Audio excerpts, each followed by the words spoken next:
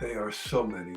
Uh, when you consider that I've done more than 80 radio stations in my career, I can think of five that stand out. And the number one would be the Light FM.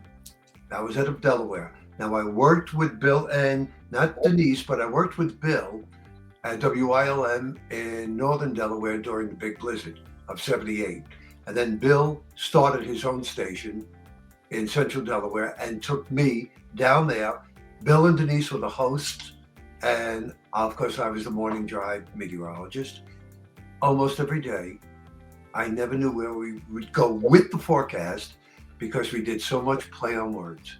We did more laughing when we could. If the weather was serious, there was no laughing. But most of the time, I had no idea where Bill would be going, neither did Denise, but it turned out to be some of the funniest weathercasts ever. Number two, WTBN in Columbus, Ohio.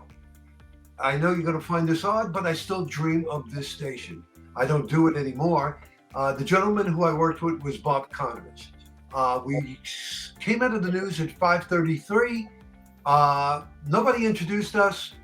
The music hit, and him and I sang along with Debbie Reynolds from the song from Dancing in the Rain, Good Morning, the Good Morning song. We did like the first verse. And then from there, we went into weather. And Bob knew how to ask questions about weather. Very smart. Loved him. Loved him to death. Station number three, WSYR Syracuse, Don Dower. Started off okay from the wired woodshed, 5 a.m. in the morning.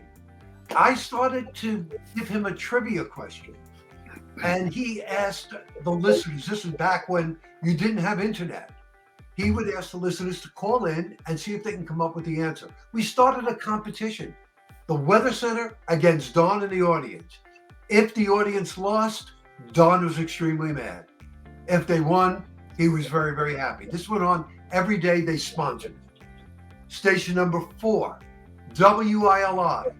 Wayne Norman, still there to this day. I don't think I have ever met a host of a radio show that knows more about meteorology. I mean, you just have to be ready.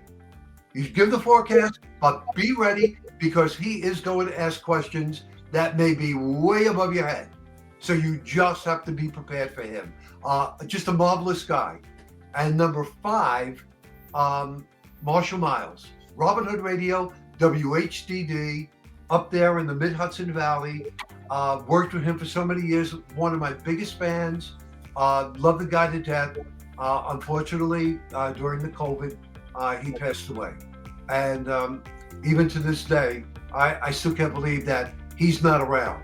But out of all of the radio stations, five of them, and number one would be that Light FM from Delaware. I don't think there will ever be a trio like Bill, Denise, and Pat on the radio.